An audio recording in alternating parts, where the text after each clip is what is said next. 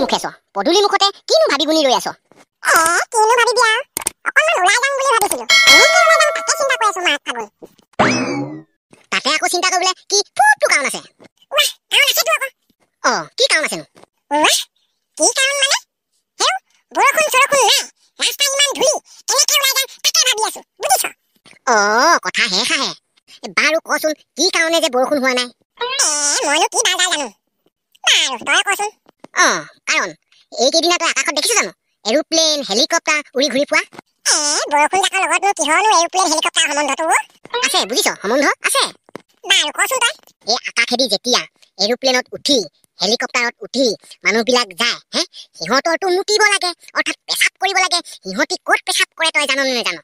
হেৰু সিহঁতিতো helicopter এৰোপ্লেনৰ ভিতৰতে পেচাব কৰে ভিতৰৰ পেচাব কৰা পানীখিনি কলৈ যায় তই জানো নেজানো সেই পানীখিনি যেতিয়া উৰি যাওঁতে সিহঁতে পেচাব কৰে তেতিয়া আমাৰ মাথাৰ ওপৰত আমাৰ এইবিলাক জেগাত পৰি যায় বুজিছ নাই তেতিয়াই বৰষুণ হয় গতিকে এতিয়া আকাশত এৰোপ্লেন যোৱা দেখিছ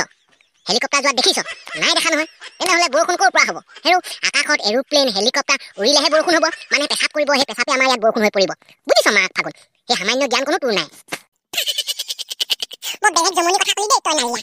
মই আজিহে বুজি পাইছো দেই এৰোপ্লেনত হেলিকপ্টাৰত যোৱা মানুহবিলাকে যে ওপৰৰ পৰা মুতি দিয়ে সেই মুতাৰ ফলতে আমাৰ ইয়াত যি বৰষুণ হয় বানপানী সৃষ্টি হয় এইটো কিন্তু সমাধান কৰিব লাগিব দেই